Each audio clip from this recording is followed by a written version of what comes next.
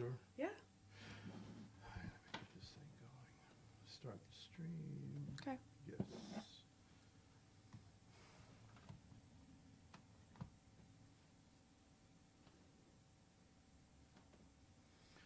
All right, there we go.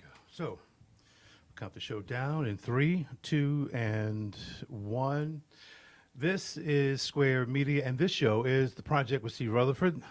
Shamyra, thank you so much for being here. Appreciate that. It's a pleasure. Thank you guys for watching, and the viewership is picking up. I really appreciate everybody watching. I really, really do. It's been a heck of a ride so far. So again, thank you very, very much.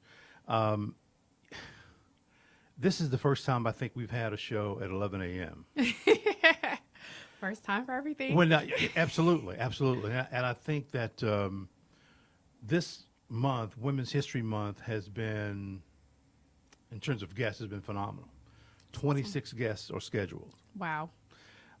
Black History Month, we ended up with 15.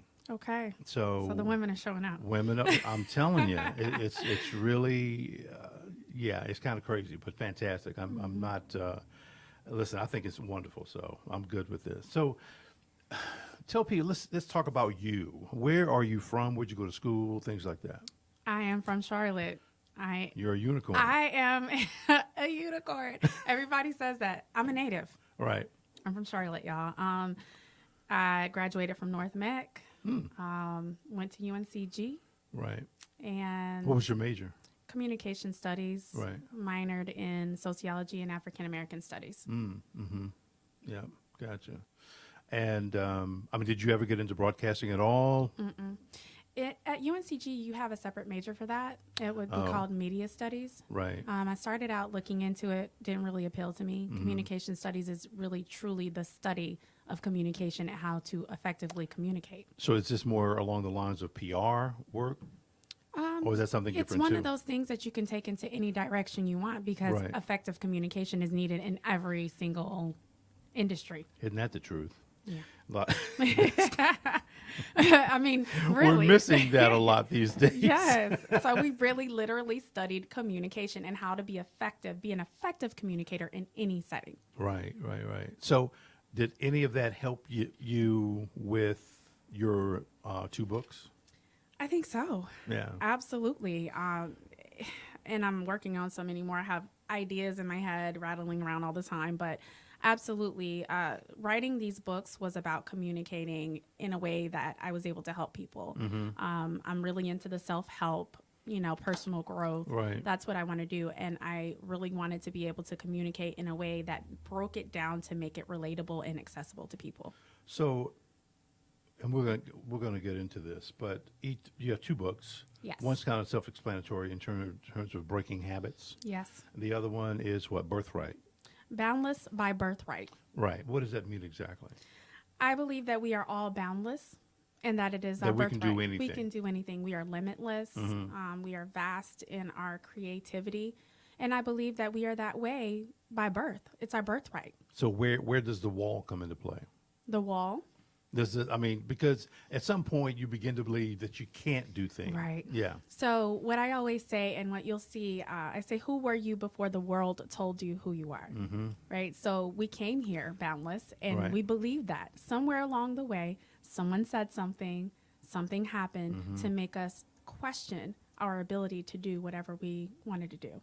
Maybe it was, that's a lot of maybes. So I was going to say doing something that we should not have been doing and we got a spanking for it. Maybe that was the Could first. have been that. Yeah. So I'm sure there's going to be a number of different things. Steve Harvey talked about a teacher that told him that he would never be. I know. So, Yeah. it could be a teacher, it could be a parent, it could be another child, it could be any number of sources. The dream killers, man. Dream killers. Exactly. But that's where it comes from. And then we're bound up in that. So we're not bound, we're not So operating boundlessly. Yeah. We essentially are, we're kind of cut off thinking that we can do, I mean, it's funny. We're told that you can grow up and you can be anything you want to. And then the second breath is don't do this and don't do that. Right. It's contradictory. Yeah. We don't think about Conflicting that. signals. We don't think about that. pick all of this up? I mean, you had to pick some. Come on, you've written 2 books. Right. Boundless at, what does it say? Boundless by birthright. Right. It's not like you're 50 years old. So how did you figure How do this? you know? I might be 50. Well, that would be amazing. That would be a different show that we could talk about for sure. Counting up you. But I mean, how did you come up with this? The information for the inspiration for the book? Life. Life. Having to walk out of my own bondages, Right. break the chains myself. I was bound up for years. Didn't really. And I think that's a lot of people who don't realize that they are bound up. And I use the example of how sometimes when a huge trauma occurs and you're bound up by that, you are kind of almost frozen at that age when it comes to that thing. And there are times when we can really, if we get really self-honest, we can go back and trace that one thing that happened when we were 12 and we are triggered in our adult life, Right. and our 12-year-old self is at the wheel driving our life. Yeah, you're right. Do you speak to groups of women? I don't care if it's 10 or 1,000 about these things. Yes, absolutely. And it doesn't matter the size of the group. I feel called, by God to speak to all women, young women and girls. And it is really my passion to get everyone free. Do you? Well, let me ask you this: do you see more obstacles or walls for Black women?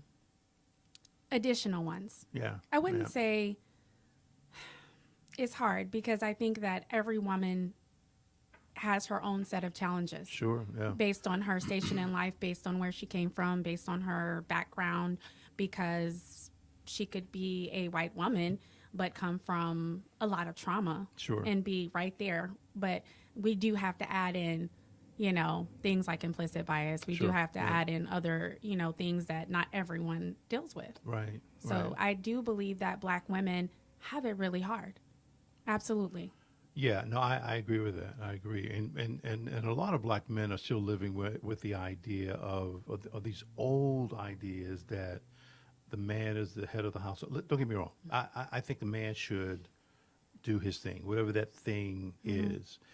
But he also sometimes believes that a woman has her place. I'll be honest with you. I don't understand that shit. But a lot of guys still say it. Women have their place.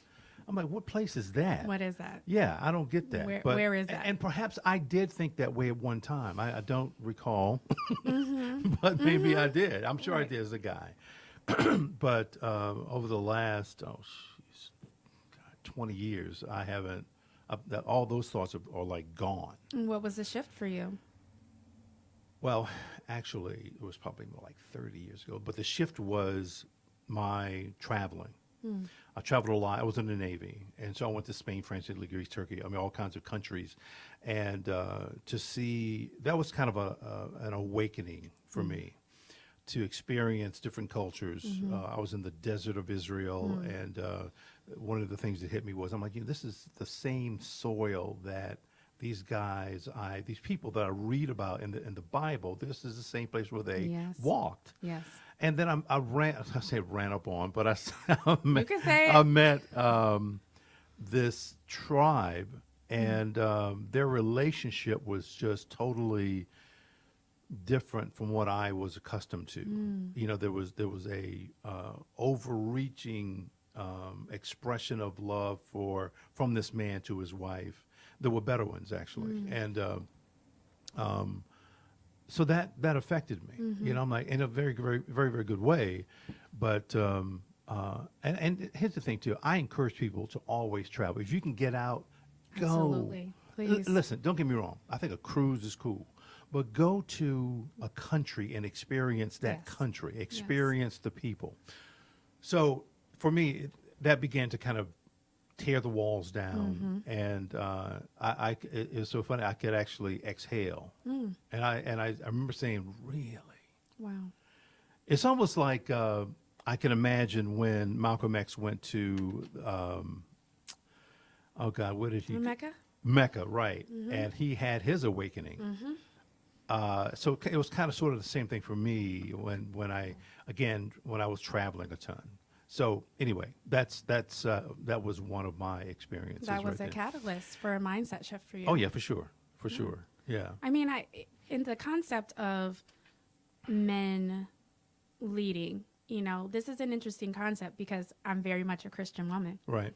So I do believe that the man is supposed to be the head of the household, but Right. it doesn't mean that a woman has her quote unquote place, Right. whatever that is and wherever that is. I believe that a woman is there and has a specific purpose, Sure. and they're together Right. to make something happen. Right. I believe that marriage is for God's glory. So it's those two people working together, not him here and her over there, Right, or her right. beneath or behind. Yeah. I don't believe So that. you think it's equal?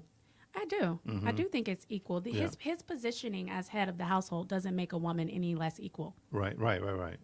She's Yeah. there as his counterpart to pray for him. She's there to be his partner and give him a different perspective. I mean, the wife has a very, very important role. It's just a different one. That's for sure. Listen, this is one of those topics we could stay on it for a couple of hours. And I'm not saying no to it, but let's kind of push through Absolutely. and talk about what is self-care. Is that what I have? Yeah. So I love this it. is kind of a Look book at you. definition or whatever, but listen, I think that it's correct in what it's saying, but this is what you teach, right? Yes, I do. And you're kind of glazing over it right now. Yes. But what is, in your view, what is self-care? First of all, self-care is not selfish. So let's establish that. Self-care is not selfish. Amazing. It's survival. See, great minds, right? It is not. Everything that you've put here is everything that I teach. Right. But I add to it because there are also things that people don't think about that are self-care. Right. Placing firm boundaries and enforcing those boundaries is self-care. Oh, like what? Boundaries like what? Boundaries like I'm going to take time for myself Oh, sure. regardless Gotcha. of whatever. Yeah. Maybe it's someone at work and Right. someone is doing something that is affecting my emotional well-being, and I need to place some boundaries to make sure that I'm. It's so many things. Mm-hmm. I want to remove the stigma of self-care being spas and bubble baths and facials. Right. Yes, that is also that a too. form of self-care. Yeah. But self-care is anything that you need to do to take care of yourself mentally, emotionally, and physically. Right. And it is a vehicle for loving on yourself. Do you, is your delivery different when you're talking to 5 people as opposed to 50 people or even 500? Yes and no. It depends on the format of what I'm doing. So there's a format where I'm just speaking, but then there's a format where I'm teaching and it's hands-on. Gotcha. And we're doing intensive work where there's some response. Right. So it does differ. Sometimes in intimate settings, it's more interactive. Okay. So self-care, let me just read it. Yes, Self-care please do, 'cause this is rejuvenates it rejuvenates, does not take away. Yes, I believe that. Take care of. Yeah, this was the line that kind of grabbed me. It says that is, if I don't take care of me, I won't be able to take care of anyone else. That's it. That's almost like the analogy of if you're on a plane, they tell you to put your mask on first. Right. Because obviously, if you don't put your mask on, you're going to just Right. pass out and you can't take care of your child or whatever. So it's kind of, for me, it's kind of the same analogy. Exactly. I mean, when it comes to, I'm sure people ask you, what do you recommend in terms of me taking care of myself? And that will vary for every person based on what it is what they are or are not doing currently. Right. For a lot of women are nurturers, and what Right. they do is they sacrifice anything that has to do with taking care of themselves for the sake of taking care of everyone else, they're not even on their priority list. Right. And if they happen to have made it onto their priority list, they're at the bottom. Yeah, So the yeah. first thing I say is move you up Yeah. on your priority list. Excuse The me. second thing that I recommend is to quit caring about what other people think and to Yeah. embrace the ministry of no. Right. Yeah. It is okay to say no and not feel guilty about it. Because if you're doing things for everyone else and doing nothing that is in alignment with what you say you want for your life, how is that taking care of yourself? Well, okay, so let me ask you this, because you said a very important word. I think a lot of people don't even understand what alignment is. They can't, I mean, and I'm not trying to be funny, Right. but it's like when you, I'm sure somebody says, hey, when you say alignment, what are you talking about? Should I align? I mean, what, so do you have to explain that sometimes? I generally don't have to explain that to people. Most people know what that means, but for anybody who doesn't know what that Right. means, when I say doing things that are in alignment with what you say you want, don't do things or fill your day up with doing things that aren't complementing what it is that you say Right. that you want. If I say that I want this and I'm doing something that's going to create an opposite effect, Right. that's not in alignment. Yes. Yeah, exactly. So Exactly. that's what I would say. Wow. Okay. Here's some wonderful tips. I think some of these things you've already gone over, but it says create no list. You just said that.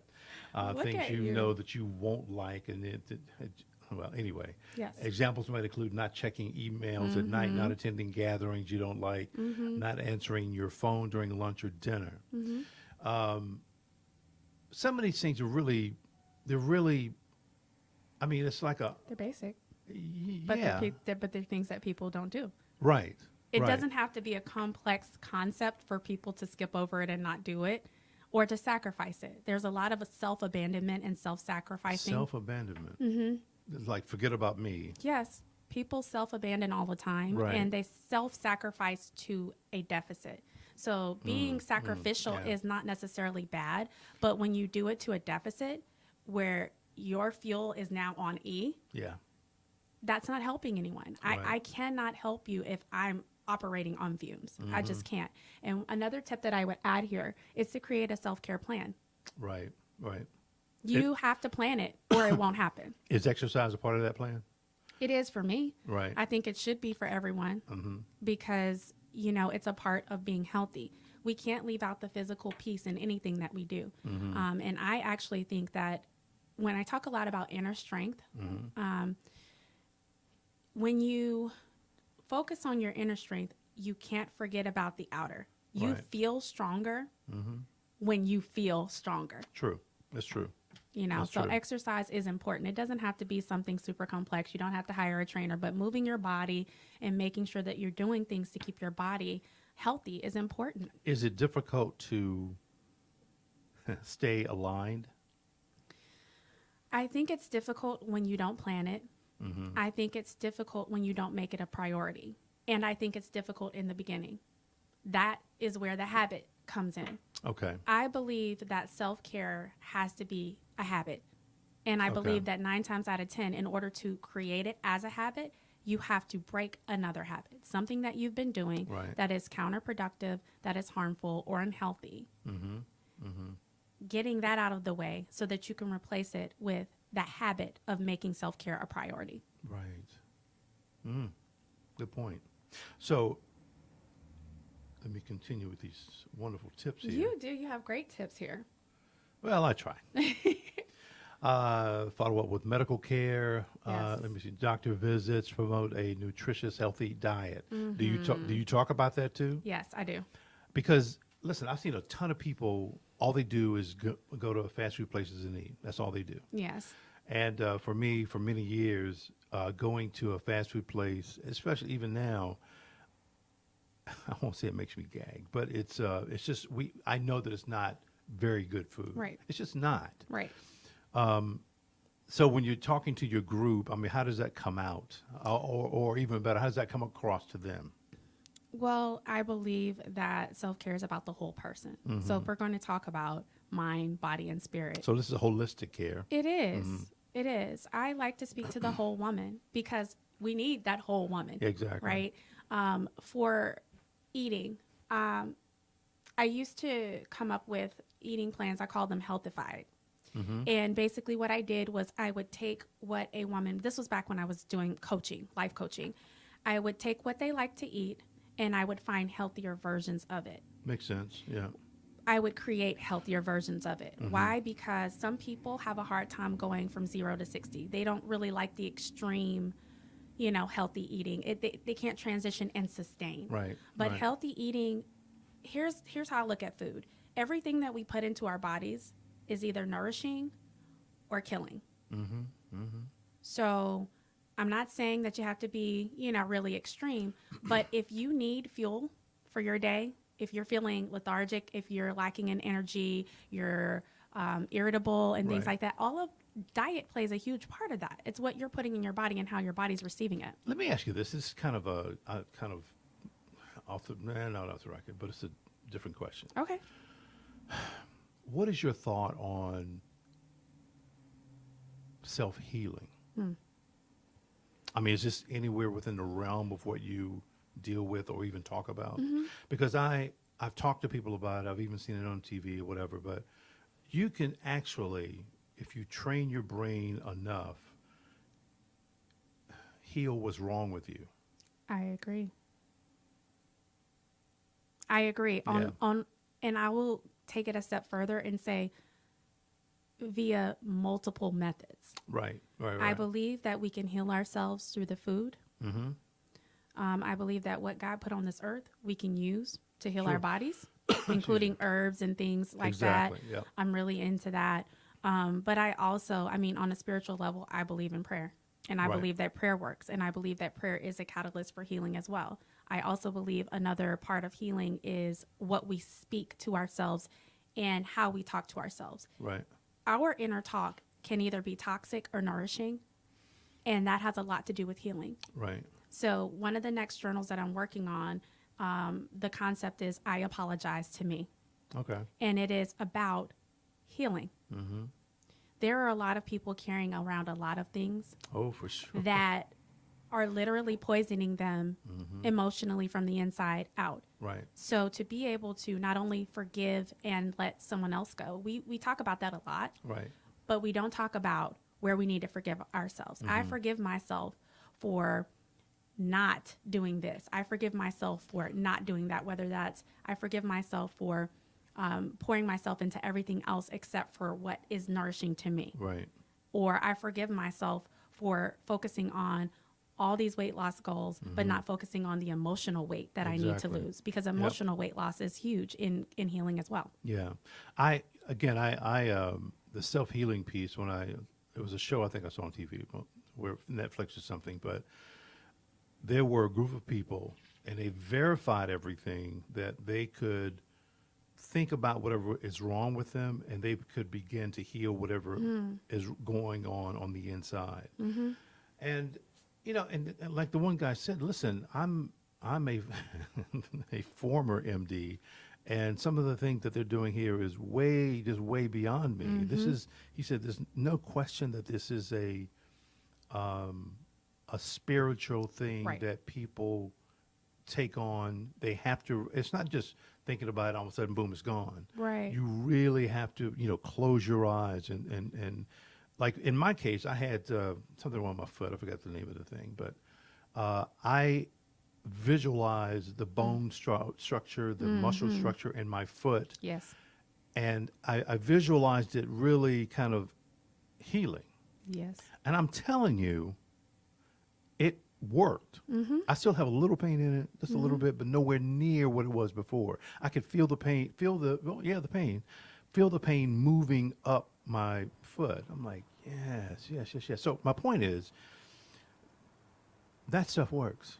It does work. So But again, we are born boundless. yes, we are. Yes, And we are. as beings that are born boundless, we are also born boundless as co-creators with God. So if we're co-creator with God, then we have the same healing ability. He's given us that power. He's Right. given us that authority to speak to the foot, to visualize it Right. operating and functioning the way that he created it to. And it will be so. Do you think that it'll be a few thousand years before we can actually do that on a regular basis? As a society, I mean. Yeah. It's, yeah. I think that we can. I think that we're on our way. I see a shift. I see Yeah. a spiritual awakening happening. I Mhm. see people getting more dialed in Yeah, yeah, yeah. than yeah. they ever were before. Yep. So I, Excuse I me. see it happening. I don't think it'll be that long. Not Okay. that long. Yeah, sure. I may still take some time. Yeah, not, well, maybe not 2,000, or maybe 500. Okay. Maybe 500. Let's see. Spend enough time with your loved ones, do at least one relaxing activity every day, whether it's taking a walk or spending 30 minutes unwinding. Yes, that one. Yeah, I think that's very important. When you get home, you just exhale. Mm-hmm. Those things are important, though. That's where the boundary comes in. You asked me about boundaries. Mm-hmm. So one huge thing, you think about coming home at the end of the day Right. and you needing that buffer when you walk in the door before, if you have kids or even if you have a spouse that's ready to just go in and start talking about their day and you just need a minute. Yeah. So there's this boundary that I believe we all need to put in place for whatever we need. If you need that 30 minutes, Yeah. that's the boundary. Okay, look, I need 30 minutes when I Yeah. walk in the door. Mhm. Just, I don't want anybody to talk to me. Right. I just 30 minutes. That's all we need. Yeah. Yeah. That's Is a boundary. that, but is that, if you're a family, a couple kids, 2, 3 kids, I mean, is that feasible? Realistic. Yeah. It's funny. I was on another show and we had this discussion. I think it is feasible. It may not be feasible all of the time, Right. but I think that there's a way that two people can work together. If you have two people, Right. if you have two people, you can switch off. You Okay. get your 30 when you come in the door today. I get mine tomorrow. Right. For me as a single mom, I am training my children Okay. to give me the 30 minutes. Okay. A large part of that is making sure that I have their needs met, right? So Sure. I know that they're starving. They're boys. They eat a lot. Right. So what I do is before I go get them, I have a snack ready. Mm-hmm. So I have things ready for them to be entertained, and mommy needs 30 minutes. Right. Right. And I'll be with you. And some, they struggle with it a little bit, but they're getting Right. it. It's a process. When you put your boundaries in place, sometimes you have to train other people. Oh, for sure. Yeah. Yeah. And sometimes they're going to buck because they don't like it. That is true. That's when you have to enforce those boundaries. Well, that's certainly true. Let's see. Do one pleasurable activity every day, from going to the cinema to cooking to meeting with friends. I mean, I don't know about every a day. day. I don't know about that either. I'm like, okay. That might be a bit. I mean, for someone who doesn't have the same responsibilities, they might be able to do that. Right. Right. My goal is once a week. Okay. Yeah. That seems that's fair. better. Yeah. Every day is. Hey, again, I didn't make these up. Right. But they're good though. So here we go. A woman's worth. Oh yes. It's a shame that we got to kind of explain it or even define it, but the world is what it is. Is that true? I love that definition. A woman's worth is the totality Of who she who is. she is. Yes. Yeah. Yes. Is measured by life fully expressed. These are good. Where did you get these? Yes. Playing with me. I actually, before, when I was bound up and I was trying to work my way out of that place, one of Yeah. the prayers that I prayed was that I wanted to live a life fully expressed. No lie. Right. Well, good. Verbatim. Yeah. Wow. Wow. Wow. So what else you got? You got So- some good stuff up here. So a woman's worth is measured by a life fully expressed. I think a lot of people, but I'll just say women, they don't know what that means. Yeah. And sometimes fully expressed, they're going to look at you and they're going to say all the negative things. They forget about the positive things that they've experienced or done or whatever. And maybe there are more positive or negative things in someone's life than it is positive. I kind of doubt it. I mean, that ratio is Right. But a lot of times when you have 2 or 3 negative things, that's all you focus on. So becoming or measured by a life fully expressed can be difficult sometimes, I think, for a lot of women. It is. Because sometimes you've got a couple of kids, you may be a single parent, you may be looking for a job, Yes. you could be, I mean, all kinds of things. It's Yes. like, well, where's the positivity in that? But what this really means, in my view now, Okay. is not right now. It's about the longevity of it. Yes. You should be able to look back at this. I'm sorry, not at this, but look back at your unemployment period or all the negative things, and that would be a kind of a blip on the radar. And then here you are. I'm going to use 50 again, and you could say, I hope that you can say, wow, that was a long time ago, but look at me now. Look at me now. So I would hope that women can look at this and say, and know that this is not about what's going on with you right this moment. For some, it is, but certainly not for everybody. So, Well, for me, when I see that phrase and when I think about it, when I was praying that prayer, what I was thinking about was I don't want to leave this earth without having tapped into and fully utilized every single thing that God has placed on the inside of me. okay. Okay. And what that meant was using all my talents. Uh-huh. What that meant was using my voice and remembering that my voice mattered Sure. and remembering who I was and what I like to do. Why is that a big deal? There are so many women, especially mothers, who lose themselves in their marriages. They lose themselves in parenting. They lose themselves in their roles. That is not living a life fully expressed. Right. It is actually living a life that is suppressed. Exactly. And it doesn't That's mean true. that parenting and being married isn't great, because those are amazing things. Right. But some women lose their voices in that. And in losing their voices, they also lose what they even like to do. I remember a time where I looked in the mirror and I was looking at myself, and it was almost like I was a shell of who I used to be. Right. I couldn't even remember what I liked to do. Wow. That's not living a life fully expressed. There are women who can't find their voices. I talk to women and I remind them, your voice matters. We need to hear your voice. Right. When I think about all those things, your talents, your passions, your purpose, your voice, what you like, and what you're here for, Sure. tapping into your purpose and figuring out why you're here, that is a life fully expressed to me. Yeah. No, I agree with you. And I think we still talk about the same thing because we're talking about a span of time. Yes. But it's funny that what is up here is what was It in your really head. is. Yeah. That's kind of crazy. But that's what because I knew I was born to create. I knew that for a long time. And I was not creating. There was a span of about 10 to 15 years where I didn't write one thing. Yeah. I didn't draw one thing. I didn't paint one thing. Yeah. I didn't sing. I didn't do anything. Right. That's not being fully expressed. That's not living. That's not living. Right. And I actually literally felt like I was dying inside. Wow. A slow death. Wow. Wow. Were you depressed? I wouldn't say that I was depressed. I went through depression when I was back in my college years. I wouldn't say I was depressed. I was just lost. Yeah. I was lost. Yeah. I get that. Yeah. I get that. Wow. And how long were you in that state?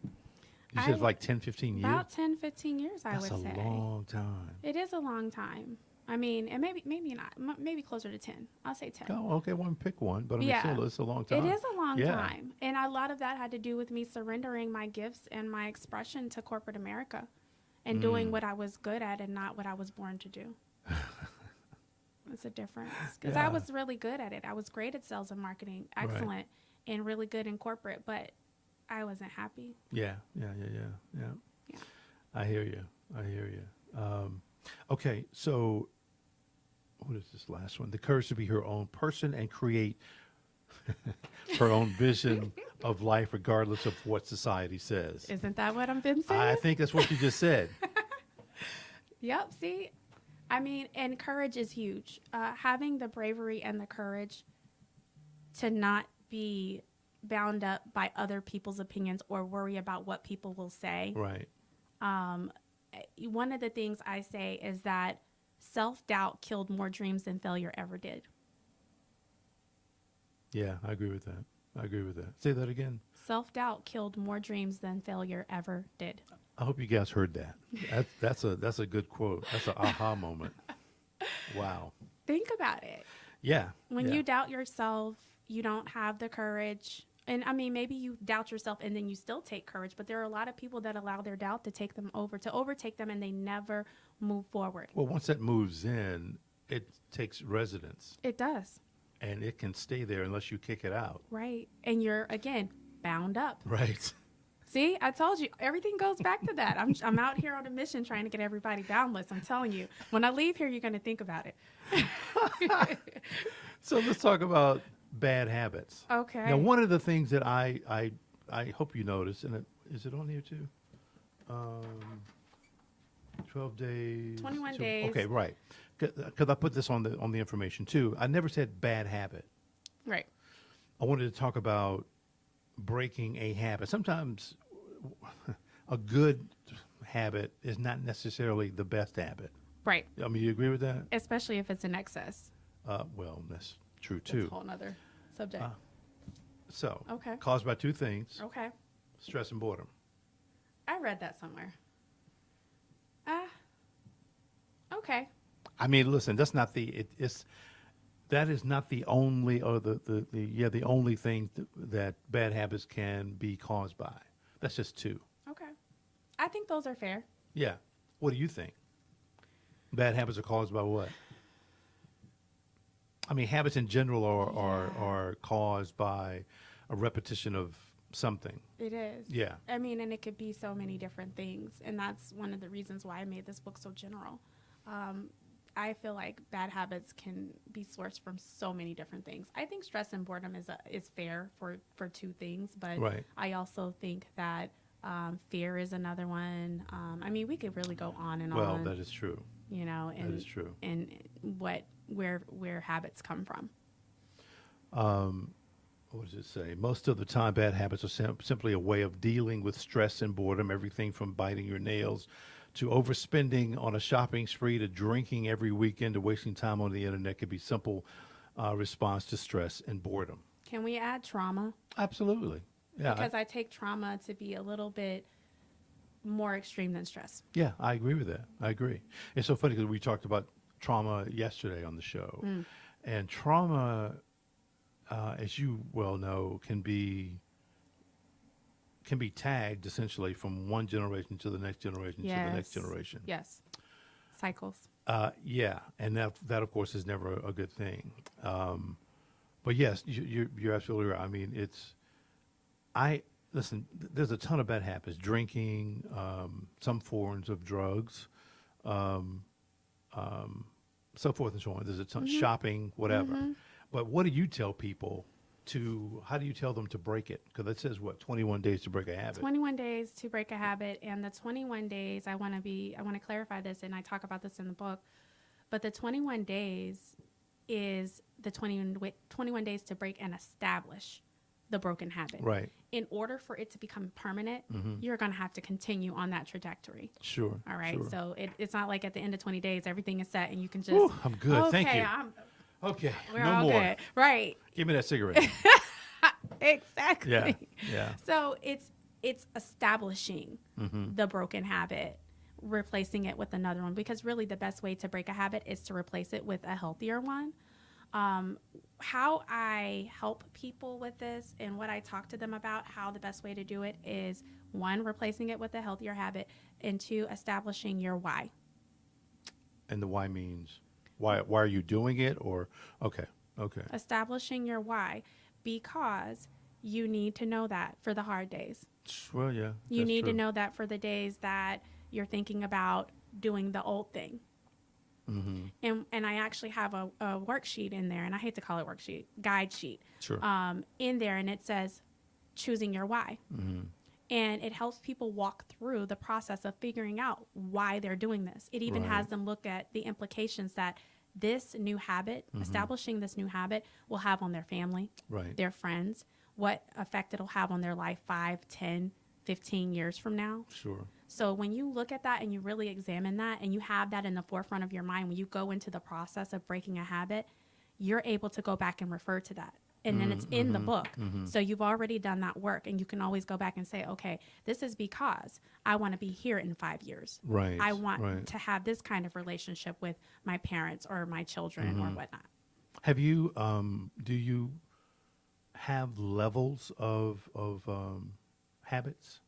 In other words, you can say, well, here's somebody who just leaves their pecans in a corner. Okay, cool. And here's another person that's an extreme hoarder.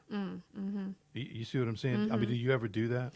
I haven't worked with that, but I'll tell you just by the example you were given, the more extreme habits are going to have a whole nother element that they will Psychological need. element, you think? Yes. Okay. That they would need in order to truly break the habit, that they would have to address. And I think what you're saying too is that person has really attached themselves to whatever it is that they're doing. It's about something else. It's not about. Oh, okay. Yeah, right. yeah, So hoarding, for example, is not ever really about the stuff. It's always about something else.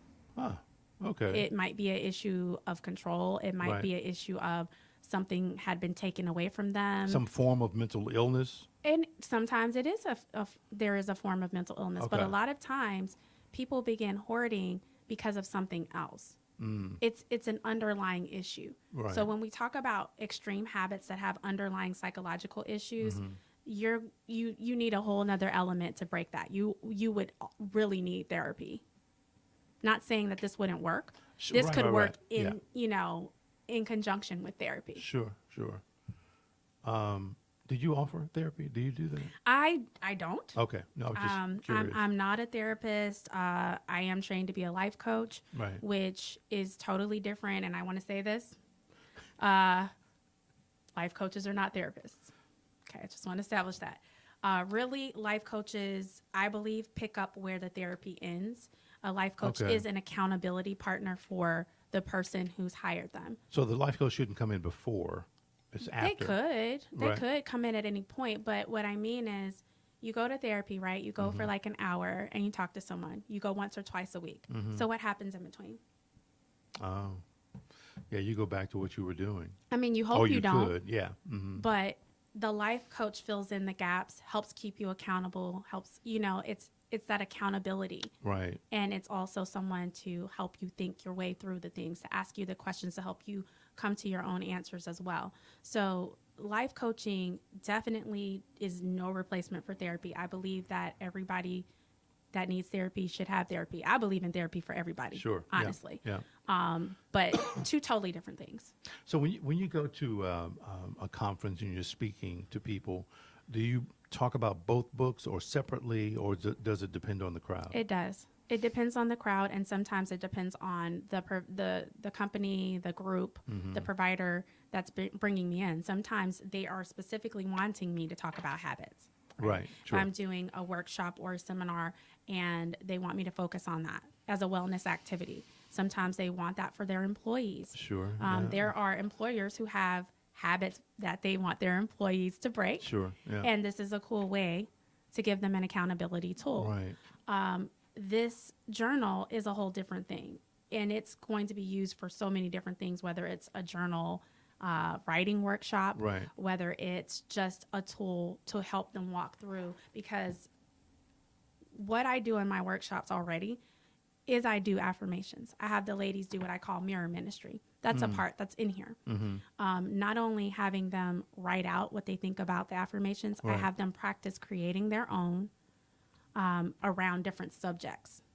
I don't mean to cut you off, but I That's bet you fine. that can be challenging for a lot of people. It's to write your affirmation. Because first of all, I don't think a lot of people they don't even know what an affirmation is. Then you kind of give them ideas like, God, I don't know what to write. Right. Um, So I give an example. okay, yeah. So in the last 6 pages, this was actually added after after the book was restocked. I added 6 additional pages in the back, and they're broken down into category. Okay. And I give an example on each page. So they have an example to get them started, to get them thinking. Okay, gotcha. So it's okay to say something like, I want a joyful life. Right. But that's not really what I'm teaching. Sure. I'm wanting people to go deeper and really think about what it is that they want to see manifest. Affirmations are speaking aloud what it is that you want to see manifest in your life, or what it is that you want to see for yourself from you. You know, if I want to be more joyful, Right. you know, that's something I want to see from myself, and I want to see it manifest in my life. But saying I want to have a joyful life, yes, that's an affirmation.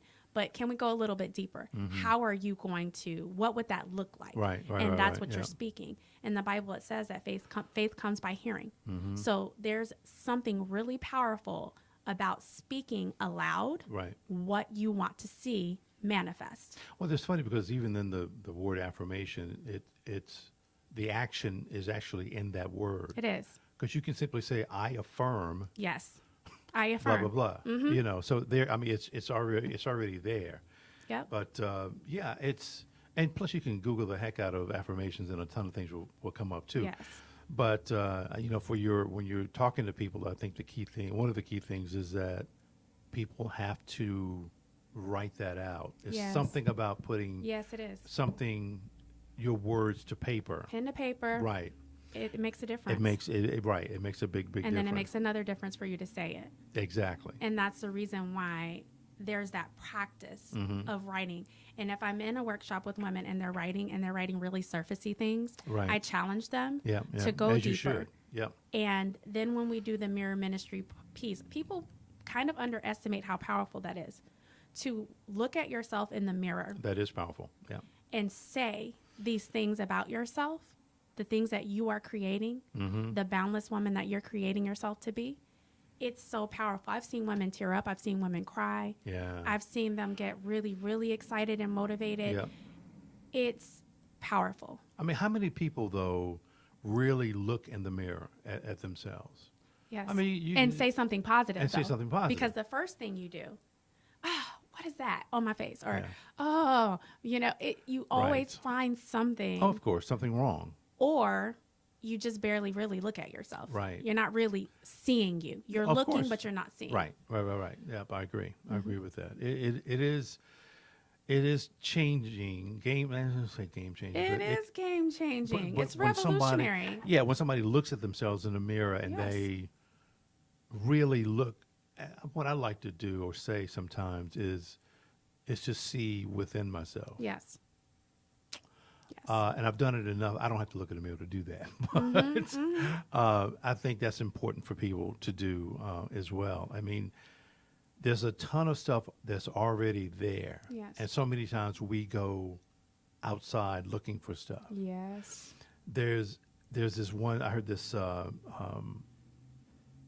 term people would say a lot. They still say it. They're talking about, oh, the enemy is out there to get me. It's always about the enemy. I say, well, perhaps it's the inner me. You know what I mean? The inner me, not necessarily the enemy. But so Yeah. we're not very good at identifying what the root cause is. I mean, sometimes we just have to have somebody else kind of analyze it and tell us what it is. And that's just what I think. So, Well, I think it's important to think about what you're thinking about. right. And I think it's important to become aware of what you're saying to yourself. Right. So when you talk about the inner me, we talk about our thoughts, our thought Exactly. life. Yep. And we talk about that inner talk. That inner chatter is so powerful. It is. And the way that I challenge ladies is I say, when you think about how you're talking to yourself and think about what you're thinking about, would you speak to your best friend that way? Would you speak to your most beloved child Right. that way? And 9 times out of 10, if they're able to get really honest with themselves, the answer is no. Right. Of course. So if you constantly all day long are thinking negative thoughts about yourself, speaking to yourself in a negative way, Right. you do become your own enemy. Of course. Of course. And self-sabotage manifests. Yep. So it's very powerful. It's very, very powerful. Wow. So listen, we're at the point of the show where I start to ask you questions. All right. Come on with it. No, they're pretty simple. Okay. So what do you think about this political climate that we're in right now? Oh, Lordy. There we go. Steve. So we're going to go to number 2. No. Did that say it all? Almost everybody has the same reaction. Almost everybody. It's very, it's volatile. Yeah, it is, isn't it? It's scary. Mm-hmm. I mean, we're going to survive. I mean, Right. we are resilient, and no matter what's going on at the top, we will ultimately be okay. But I really think that it's very volatile, and I think it's very dysfunctional. For sure. For sure. Here's 2 more for you. What do you think about those 2 organizations? Love them. Champion them. Sure do. I have a whole separate page on Facebook and Instagram called E3, stands for Educate, Empower, and Equip. And it's all about Black Lives Mattering. Yeah. Other lives matter, y'all. But that's not what we're talking That's about. not the point. That's not the point of Black Lives It Matter. is The people not. have taken that out of context. Exactly. Yeah. Exactly. And so I go hard for that. And especially being the mom of 2 Yeah. little Black boys. Yeah. Yeah. Black and brown boys in this country have it tough. Yeah. And I get really heated about Black Lives Matter movement. I really do. And what's happening. And I feel like there is an attack on Black lives. Yeah. I really do. So, and Me Too. Well, Me Too is another hot button for me. I've had some really heated discussions with some men about that. Yeah. And I'm not really the one to have that discussion with. I bet. Because I won't back down. Right. Well, good. Good. You shouldn't. There will always be someone to cry wolf, no matter what. Sure. That does not debunk or take the legitimacy away from an entire movement Right. that is advocating for people who this thing happened to. The Me Too movement is so important to me because I don't know one woman who hasn't been violated. Not one. Wow. Either by incest, molestation, sexual abuse, Verbal rape, abuse. any harassment. Yeah, There's a pick lot. one, There's a right. lot, Yeah. and then there's the workplace harassment that occurs. Yeah. That I don't know a woman who hasn't experienced it at some level. So I literally do not know one woman who has not experienced some form of what this movement stands for. Sure. Sure. So to hear people say, "Oh yeah, you know, mostly men, oh that Me Too movement," and that's just no, it's really real. Yeah. And there is something powerful about the solidarity of saying Me Too. Oh, you're, I you're agree. not you're not by yourself. That didn't just happen to you. Not anymore. And it's not your fault. Mm-hmm. Yep. You didn't deserve it. I've had people on the show that said that they were on the fence about both. And I said, I don't understand how you could be on How? the fence. Right. So, I mean, they had their views on it, but it didn't make any damn sense to me. But Black Lives Matter has been taken out of context, will continue to be taken out of Yes, it context. will. And but there's a reason that it's here, and that is because of so many things. You go back and look. Oh, you got to go back far. I mean, but the cops killing black men, Yes. children, Yes. and nobody. I shouldn't say no one, but they're not even being indicted. Yes. They get away with it. Yes. All of that. Me Too. You've already said it about Me Too. So anyway, I think that these movements are very important. I even think that like organizations like the NAACP has gotten a resurgence. I mean, they're the one thing about the NAACP is that they have this long history and a strong foundation. Now sometimes they may not do some of the things that we want them to do, but at least the foundation is there. But these organizations and organizations like that, no, I think they're vitally important. So important. That's just my view. I agree. I mean, Black lives matter. Black bodies matter. Yeah. Black people matter. Yeah. Black women matter. Black men There you go. matter. Keep going. Black kids matter. We say this, and the reason why we reiterate this is because we are not being treated like we matter. So true. And there is this kind of undercurrent of that's just the way it is. Right. Yeah. And to be so close to the 60s and feel so, be so close to it or far from it, but being so close to it, I should say. No, it was exactly. not that long ago. No, it wasn't. But why does it feel like we're going backwards? I know. That's just my opinion. And I'm okay with anybody who disagrees. But you're not alone in your opinion. Right. By far, I mean, no Right. way. I mean, oh God, no, you're not even Yeah. alone at all. Yeah. Not at all. Here's an easy one for you. Favorite restaurant?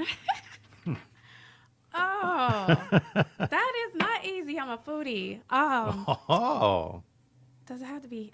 It'd be easier if it was here. I don't care where it is. It can be in, Mozambique. I don't care where the place is. That's so hard, Steve. I'm a foodie. Like I could rattle off about 5 restaurants right now. I'll make it easy. I really love this restaurant. It's a chain. It's called Papados.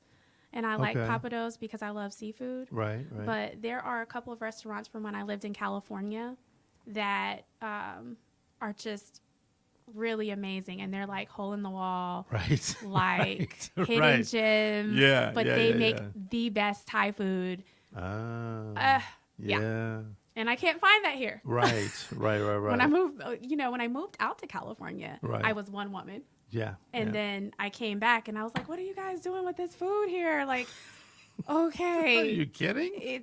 But when you grow up on it, you don't know any different. Exactly. And I'm not saying they don't have good restaurants here, but I do feel like there's a huge lack of ethnic variety. Oh, for sure. That is really authentic. Yeah, for sure. And I'm missing that. I know. Anybody who's lived in a larger city, in a large metropolitan city, L.A., New York, D.C., Miami, whatever, that part of it is missing here, the ethnic part. And that's one of the things that people have pushback on in terms of they don't want Charlotte to be that ethnic. Well, guess what? It's becoming It's going to happen. It's happening. It's happening right now, y'all. Right. I mean, so yeah, we need that. Yeah. So that's a hard one for me, honestly. It really is because I am a huge foodie. Right. What about you? I like Del Fresco's. Ooh, I haven't. Can believe it or not, I've never been to Del Frisco's. I think you would like it. I've been to what's the other one downtown? What's the other? Jimmy V's or something. No. You're talking about? Or I can't think of the name of it now, but they have one in California, and I think they probably have them all over. But they are kind of another upscale steakhouse kind of place, like a too. Ruth Chris or something. Like that, but not that. Gotcha. I don't know why the name escapes me right now, but I actually wasn't all that impressed by Ruth's Chris. Right. So I'm gonna have to try Del Frisco's now. Yeah, check it out. What's your favorite thing to get there? Steak. I mean, I know, but which one? I can't. You gotta describe it's it. not a T-bone. What was the one I got the last time? Ribeye. Yeah. That's the best one. Yeah. Yeah. I have to say it like this. Bone in too. That shit was good. You had to do it like that for emphasis. I did. I understand. Sorry, but I did. I understand. Sorry. I understand. You are forgiven. Not sorry. Sorry, not sorry. You are forgiven. So here you go. Here's another one. Favorite drink? Oh. Well, that's hard too. Okay. Because that goes along with the whole foodie thing. It does, yeah. It does. I was really big into wine. Right. I'm kind of easing off of all of that. But there is a wine that I really liked, and it was called, and see, now you're putting me on, I can't remember the name. It doesn't matter about the name. I mean, do you like Cab? Do you like Merlots? Pinot Noir. Yeah. Pinot Noir. Yeah. And then when I was really on the party scene in LA, I really liked a vanilla Cosmo. Yeah, okay. I got you. Yeah. Yeah, I'm a brown liquor guy. Okay. Yeah, I love, it's a drink called, it's called B&B. But I love to have that in my cigar, and I'm good to go. That sounds about right. Woo! Yeah, I'm good. So, favorite place to travel? Ooh. I know that one's hard too, right? It is. You thinking that you have easy questions, but these questions are not that easy. Yeah, but they're lighter. They are. Yeah. I miss California a lot. Yeah. I miss living there. I didn't want to raise children there, but I miss it there. Yeah. So that is kind of my favorite place to travel. But I would say I really, really enjoyed Mexico. Yeah. Yeah. There was a resort there called Playa Mujeres, and it was on the Caribbean. Right. So Okay. it was really, really stunning and gorgeous. The beaches, white sand. Yeah. Yeah. But you'll have to have me back on in like a year from now because I'm planning to go to Dubai and Abu Dhabi. So that might be a new Really? favorite. You're going? I am going. Haven't been there yet. I do want to go, just to say I've been there. Yeah. But because it looks fantastic. I'm big into, say big, I've never been to one. No, it's a lot. I did go to one, but I'm big into F1 racing. Okay. And so every time I bring up, somebody asks me, "See, you like car automotive racing?" I'm like, "Yeah." So, oh, NASCAR? I'm like, "No, not that one. I like F1." Really? I'm like, "Yeah, I do." I'm sorry, not sorry, but yeah, I do like F1. And I first experienced that in Monte Carlo. I was literally about to ask you if you've been there. Now Yeah. that's on my list. Yeah. To go and Yeah. experience that experience Yeah. in Monte Carlo. Yeah, Monte Carlo's cool. Right next door is Nice, and but Monte Carlo is that's a billionaire Really playground. expensive. It's not so expensive to Go. go there, But right? to experience those things. Yeah, because I mean, listen, when you go to Monte Carlo, you got to go to the casino. There's one main not a casino. gambling No, it doesn't person. matter. It's experience. Okay. When you go to the Grand Casino, it is a oh shit moment. Really? Yes. So what makes it so special? Well, walking up to the place, you see every car that you could probably imagine. Okay. All the car. I mean, you pick, Okay. you name it, it's out there. there. Okay. Then you go in, and it just exudes wealth. It's beyond wealth. It's like It's something I else. own this world. I'm like, okay, Wow. I believe it. Yeah, you got it, player. But it's that kind of place. Okay. It's worth it. Again, Nice is next door. Mm-hmm. Fantastic beaches. Monaco? Is Monaco Well, near there? Monte Carlo is in Monaco. It is in Monaco. Mhm. Yeah. But no, I loved it over there. It's really, really, really fantastic. I love Italy. Okay. I want to go back. I'll eventually go back at some point. But all France or those things. Italy, if you had to choose? Italy. Okay. Yeah. You know you're going to have to tell us why. Yeah. I lived there for a while. Okay. So that's my preference over it. I lived in a place, I say lived. I was there for like, a few months. That's close enough. But Del Garganico, but it's a forest on the east side of Italy towards the center of it. Okay. But it was just beautiful, Mm-hmm. absolutely beautiful. People were very friendly. Mm-hmm. It was just a laid back life, Mm-hmm. and I loved it there. Mm-hmm. I really did. And the food? Everything's Phenomenal. fresh. Phenomenal. Yeah. I had a friend that was from there, and Yeah. she came here, and she felt like all of our stuff was trash. Right. Like Right. she made you feel awful. Like you're like, this is fresh, and this was in California, Right, So this right. was fresher than our fresh. Sure. But yeah. to her, they go to the market pretty much like Every day. Right. and everything is a different level. Everything just tastes different. So for her, she felt like everything was trash. Right. Right. And I felt bad because she didn't like anything. Right. The Yeah. bad thing about it, though, is that Italy is becoming, Italy and France, all of Europe is becoming westernized in terms of the fast food places, chain restaurants, things like that. I'm not saying that what they have done for centuries is going away, but you just have to, if you want real, authentic, native food, then go to a mom and pop restaurant. Yep. You'll be good to go. Yep. Yeah, That but makes I sense. thoroughly enjoyed it. I can't wait to go. It's on my list.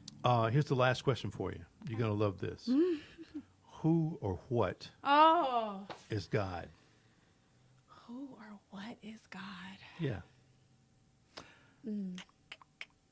The creator of the universe, our creator. Right. And as I said earlier, our co-creator. I really believe that he put us here as his hands, his feet, Right. to co-create what he wanted to be in this earth. Mm-hmm. But I believe that he is the creator of all the world. One of the answers I got one time is, and I use it from time to time, is I just stop at is. So say, Steve, what is God to you? I'm like, He is. He is. He is. Wait, is what? I'm like, that's He it. is. That's it. He is, Is. the Right. that I am. Right. He is love. Yeah. He simply is. He Yeah. doesn't need. He really doesn't need anything. Anything else. after he is. does not. Right. He is. I love that one. Right. Yeah, because he is. Yeah. Yeah. I agree. That's it. We're done. Oh, I was having so much fun. We're done. I really appreciate you coming on the show. This was really, really good. And listen, you're more than welcome to come back. Thank you for You having know, me. I yeah. will come back. Absolutely. I'd love to. So let me give everybody an idea of what's coming up tonight and tomorrow. So this was the shows for this week. More powerhouses. It's amazing. Yes. So tonight we have these three ladies, and they're going to be talking about these three things that I've not heard of before. Heard of code switching. Yes. But intersectionality, double consciousness. I'm like, what are you talking about? Double consciousness. And I looked it up. I'm like, oh, really? So I'm like, this is going to be really, really good. So they're going to be up here tonight, 7:00, talking about these things. Excellent. And knowing, I haven't met these two, haven't met Crystal or Sunil yet. I met Lynn's son, and I have to reel her back in from time to time. Like, come on back to me. Come on. But that's it's gonna such be a big concept, though. Oh, for for her sure. to have to break down and make it relatable. Yeah. Double consciousness It's- is, yeah, that's some deep. it really is. Well, yeah. I that. can't wait to listen to this and to watch this. That's coming on tonight at 7. Tomorrow morning, this is another morning show at 8:00 in the morning. Oh, wow. Dr. Damaris Hill is going to be here. She's talking about her book. Come on now. And but she's going to speak at the Gantz Center tomorrow evening, I think. Yeah. I have the flyer. Do you? I Okay, do. good. Heard all about it. But when I saw that, I'm like, hey, I was wondering if I can get her on the show. She said, hey, Steve, I'd love to come on the show. I'm like, yes. See? So, this is really, really good. She's going to talk about her book, and just the title itself is absolutely amazing. But, the idea that what is the incarceration of African-American women from Harriet Tubman to Sandra Bland. That's so great. So, and I'll say this, too. I'll say it almost every show. I love this country, Yes. but this is a dirty fucking country. That's rough. Right. That's rough. Oh, my God. I love you, though. But that is real. I love that, because that's actually, and I know we have to go, but that's a whole nother topic of Black women and how where we are today Right. really has been handed down Yeah. for generations and centuries, Yeah. all the way back to slavery. And it is the reason why a lot of women walk around so bound. So when I saw that title, Yeah. I was all on that. Yep. I was like, oh yeah, a bound woman is a dangerous thing. Right. For right. sure. Yeah, I agree. I love it. I can't wait to hear what she has to say. And then tomorrow evening at 7, Dr. Samantha Deloach talks about drugs and modeling. And it's probably not what a lot of people think. It's not that she was on drugs and Right. now she's doing modeling. She's a pharmacist. So we're going to talk about drugs in the pharmaceutical industry, and then we're going to talk about modeling.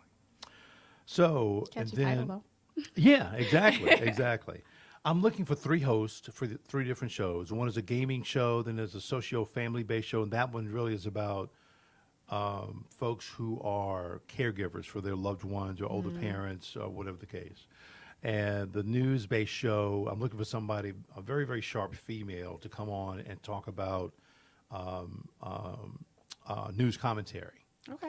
I'm looking for those 3 things. So hopefully somebody will hear this and say, hey, I love know to give it a someone. shot. I know Okay, someone that okay. I can refer to you, at least for the news one, for sure. Perfect. Yeah. And then lastly, of course, I got to talk about, we offer podcast rentals here. And folks, if you're watching, one thing I want you to do too is make sure that you subscribe to the channel. That helps us out a lot. a heck of a lot when you subscribe like that. So please pass it around, subscribe, and I listen. I appreciate everyone watching. It means a ton to me. I love having this show so that I can bring on folks like you and talk about your book or things that concern you. That's important to me. So, God, Shamyra, thank you so much. Thank you so much I for having me. appreciate you. Oh, God, yes, for sure. Let me go ahead and try to, oh, there we go. Stop the feed.